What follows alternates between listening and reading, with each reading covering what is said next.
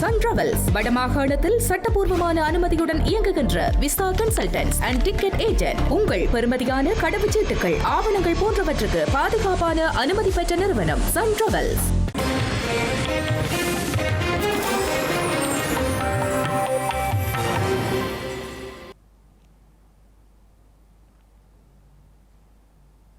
வணக்கம். இது ஐபிசி தமிழின் பிரதான செய்திகள். முதலில் தலைப்புச் செய்திகள். பயங்கரவாத தடைச்சட்டத்தில் தடுத்து வைக்கப்பட்டுள்ள தாயக பாடகர் கைதுக்கு வலுக்கும் கண்டனங்கள். யாழ் சித்த மருத்துவ பீட விரிவுரையாளர் தயாளினியின் மரணம், கழுத்து நெரிக்கப்பட்டு கொலை என தீர்ப்பு. படையினர் வசமுள்ள காணிகளை மீள ஒப்படைக்க பேச்சு. திருகோணமலையில் ஸ்ரீலங்கா பாதுகாப்பு பிரதி அமைச்சர் கலந்துரையாடல். மீள கட்டியெழுப்பும் இலங்கை திட்டம் சட்டபூர்வமான நிதியமல்ல, ஸ்ரீலங்கா அமைச்சரவை அனுமதி பெற்று நிதிகள் முடங்கியுள்ளதாக கணக்காய்வாளர் திணைக்களம் தெரிவிப்பு. வவுனியாவில் அதிர்ச்சியை ஏற்படுத்திய கொடூர தாக்குதல், 7 மாணவர்கள் கைது, 2 மருத்துவமனையில் அனுமதி.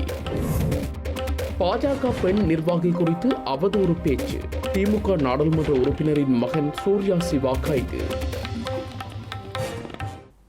இனி தொடர்பான விரிவான செய்திகள். தமிழீழ விடுதலை புலிகளை மீள உருவாக்க முயற்சித்தார் என்ற குற்றச்சாட்டில் கைது செய்யப்பட்டு விளக்க மறியலில் வைக்கப்பட்டுள்ள பாடலாசிரியரும் இசைக்கலைஞருமான சங்கீதனை சட்டத்திறனையும் தமிழ் தேசிய மக்கள் முன்னணியின் பிரச்சார செயலாளருமான நடராஜ காண்டீபன் சந்தித்து கலந்துரையாடியுள்ளார். கிளிநொச்சியை சேர்ந்த பாடகர் எழுச்சி பாடலை செம்மைப்படுத்தி தனது சமூக ஊடகங்களில் பகிர்ந்த நிலையில் கைது செய்யப்பட்டு எதிர்வரும் 17ஆம் தேதி வரை விளக்கமறியலில் வைக்கப்பட்டுள்ளார். இந்த நிலையில் பயங்கரவாத தடுப்புச் சட்டத்தின் கீழ் யாழ்ப்பாண சிறைச்சாலையில் விளக்கமறியலில் வைக்கப்பட்டுள்ள குறித்த பாடகரை இன்று காலை சட்டத்தரணியும் தமிழ் தேசிய மக்கள் முன்னணியின் பிரச்சார செயலாளருமான நடராஜா காண்டீபன் சந்தித்து கலந்துரையாடியுள்ளார். இதன்போது தனது விடுதலை தொடர்பாக தாயாரை தொடர்பு கொள்ளுமாறு பாடகர் சங்கீதன் கேட்டுக் கொண்டுள்ளார். இதேவேளை குறித்த பாடகரின் கைதிற்கு பல்வேறு தரப்பினரும் கண்டனங்களை வெளியிட்டு வருகின்றனர். உள்ளூராட்சி சபை தேர்தல் காலங்களில் தேசிய மக்கள் சக்தியின் ஆதரவாளர்களினாலும் அவர்களது நாடாளுமன்ற உறுப்பினர்களாலும் விடுதலை புலிகளின் ஆதரவு பாடல்கள் உருவாக்கப்பட்டு பகிரப்பட்டதாக தெரிவித்துள்ளனர். குறித்த செயலை செய்த ஆளும் கட்சியினருக்கு ஒரு நீதியும் இளைஞருக்கு ஒரு நீதியுமா என கேள்வி எழுப்பியுள்ளனர். யாழ்ப்பாண பல்கலைக்கழக சித்த மருத்துவ பீட மூத்த விரிவுரையாளர் தயாளினி திலீபன் கழுத்து நெரிக்கப்பட்டு கொலை செய்யப்பட்டமை உறுதியாகிறது என நீதிமன்றத்தில் வெளிக்கொணரப்பட்டுள்ளது. யாழ்ப்பாண பல்கலைக்கழக சித்த மருத்துவ பீட மூத்த விரிவுரையாளரான வைத்தியர் தயாளினி திலீபன் கடந்த மார்ச் மாதம் 17ஆம் தேதி கொலை செய்யப்பட்ட நிலையில் சடலமாக மீட்கப்பட்டிருந்தார். குறித்த சம்பவம் தொடர்பில் விசாரணைகளை முன்னெடுத்த காவல்துறையினர் விரிவுரையாளரின் மகள் மற்றும் மருமகனை கைது செய்த நிலையில் அவர்கள் விளக்கமறியலில் வைக்கப்பட்டுள்ளனர்.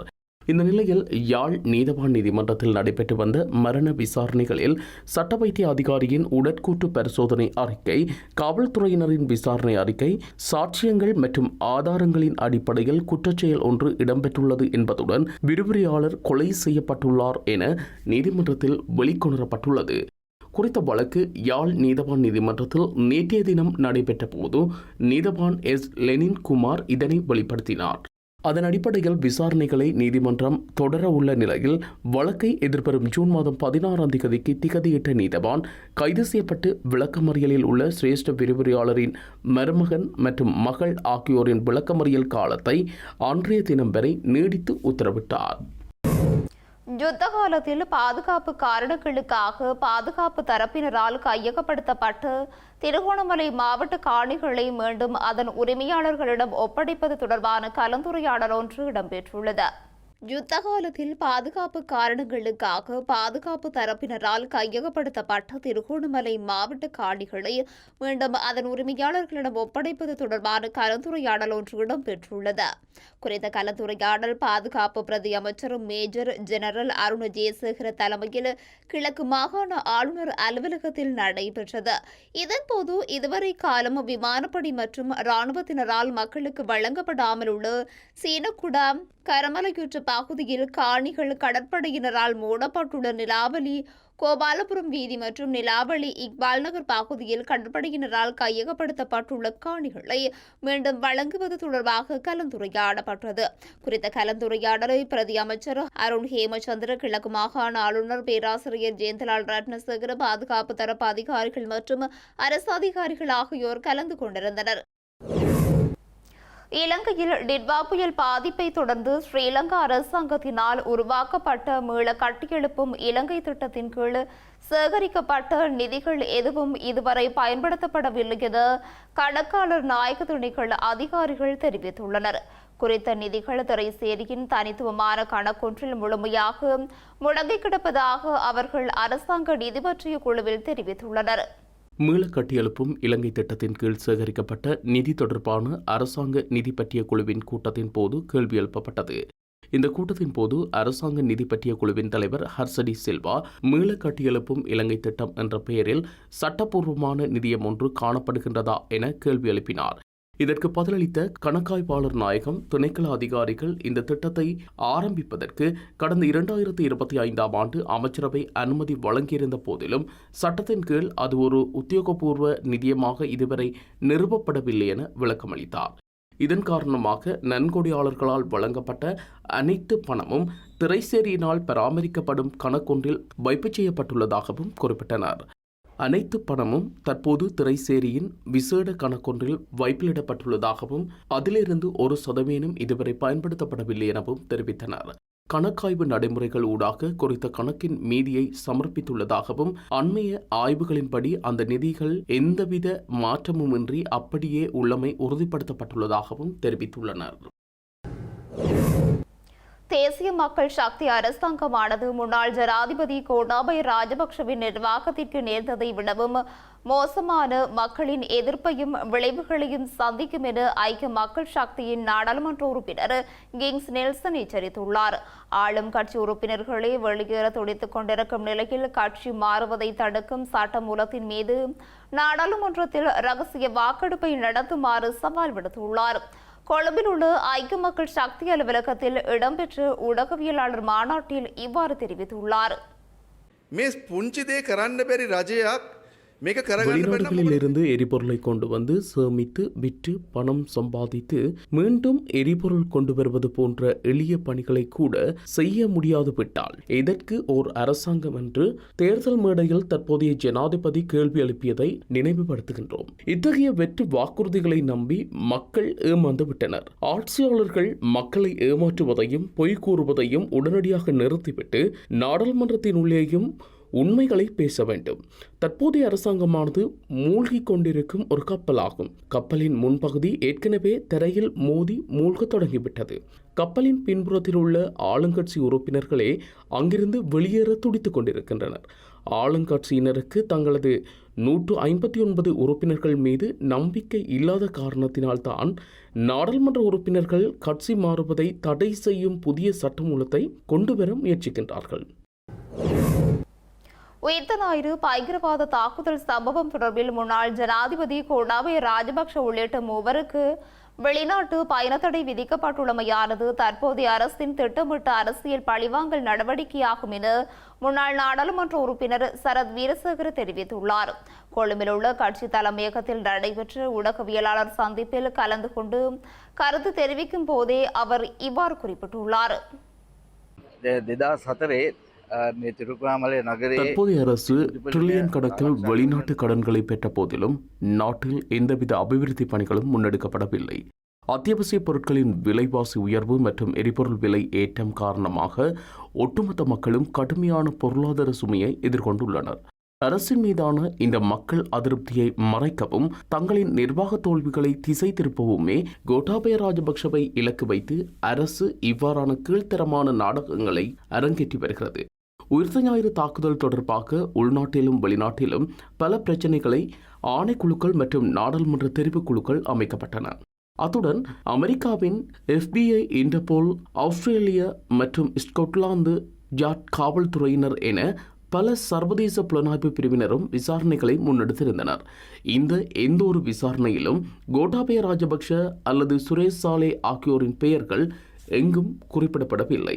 இந்த தாக்குதலானது நியூசிலாந்தின் கிரைஸ்ட்சர்ச் மசூதி தாக்குதலுக்கு பழிவாங்கும் வகையில் சக்ரான் தலைமையிலான ISIS கொள்கையுடைய தீவிரவாதிகளால் நடத்தப்பட்டது என்பது சர்வதேச ரீதியில் உறுதிப்படுத்தப்பட்டுள்ளது. FBI விசாரணையில் பிரதானி ராஜ் படேலும் இதனை தெளிவுபடுத்தியுள்ளார்.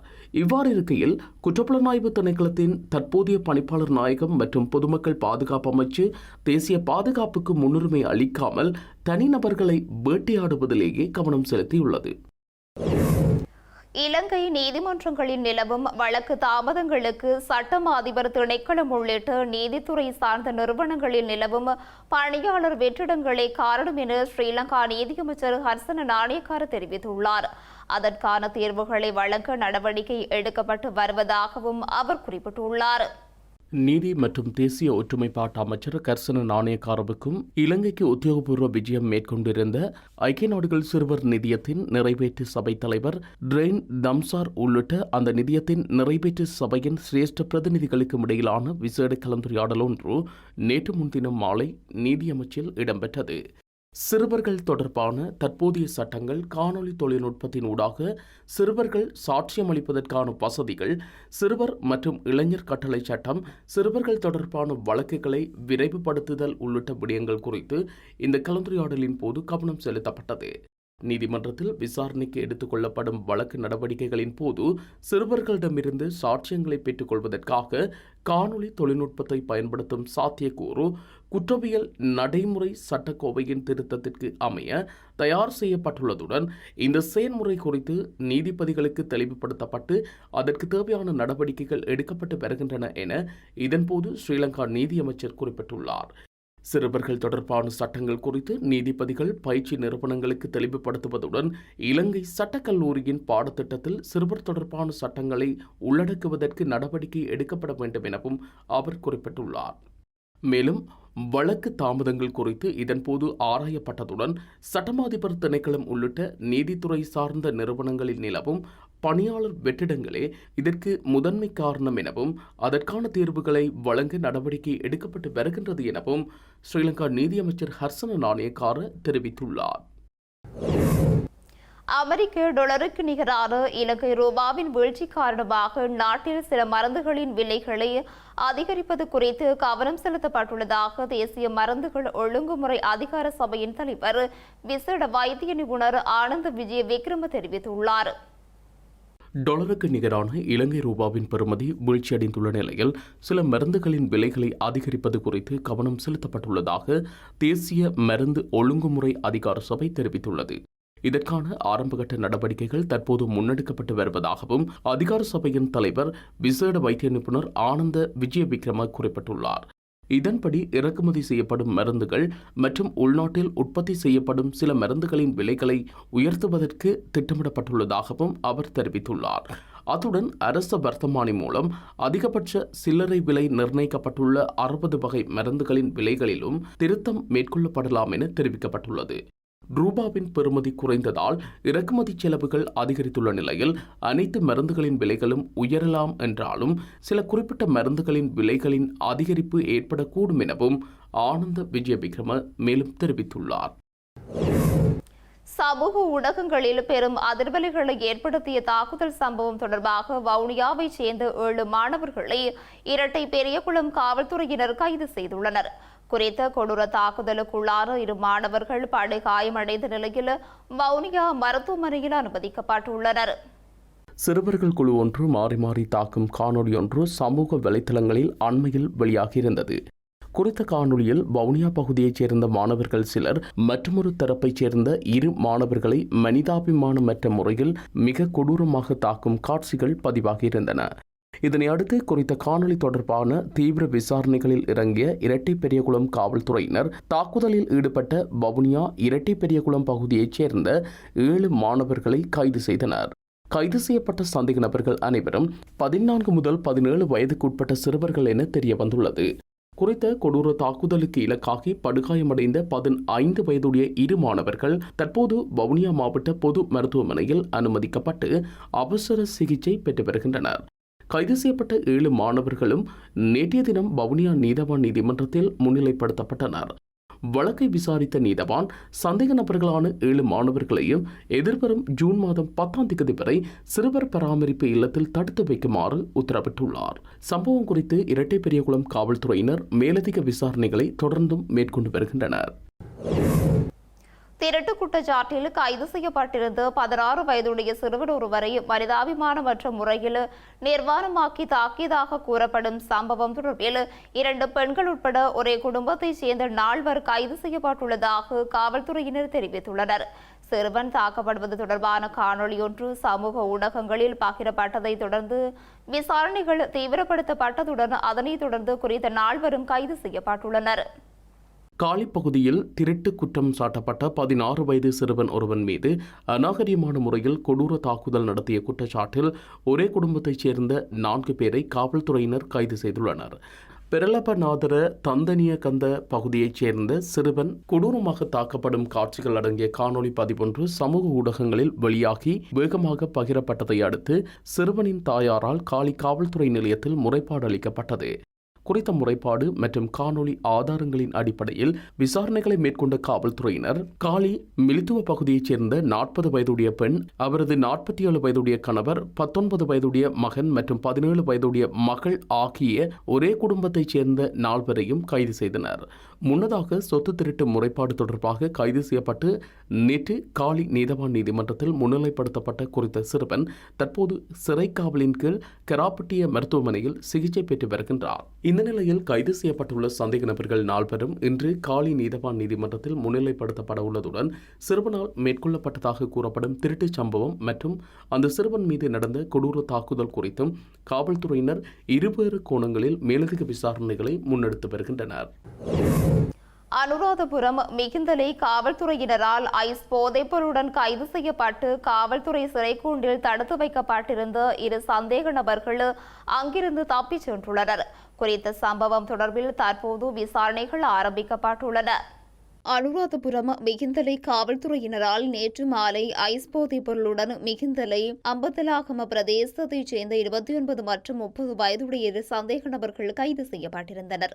இதற்கமைய 2 சந்தேக நபர்களுக்கும் எதிராக வழக்கு தொடரப்பட்டிருந்ததுடன் இன்றைய தினம் அனுராதபுரம் நீதவான் நீதிமன்றத்தில் முன்னிலைப்படுத்த திட்டமிடப்பட்டிருந்தது. இவ்வாறான பின்னணியில் சந்தேக நபர்கள் இருவரும் இன்று அதிகாலை அவர்கள் வைக்கப்பட்டிருந்த சிறைக்கூண்டின் பூட்டை திறந்து தப்பிச் சென்றுள்ளதாக மிகிந்தலை காவல் நிலைய பொறுப்பதிகாரி தெரிவித்துள்ளார். தப்பியோடிய சந்தேக நபர்களை கண்டுபிடிப்பதற்காக பல விசேட காவல்துறை குழுக்கள் அமைக்கப்பட்டு விசாரணைகள் ஆரம்பிக்கப்பட்டுள்ளன.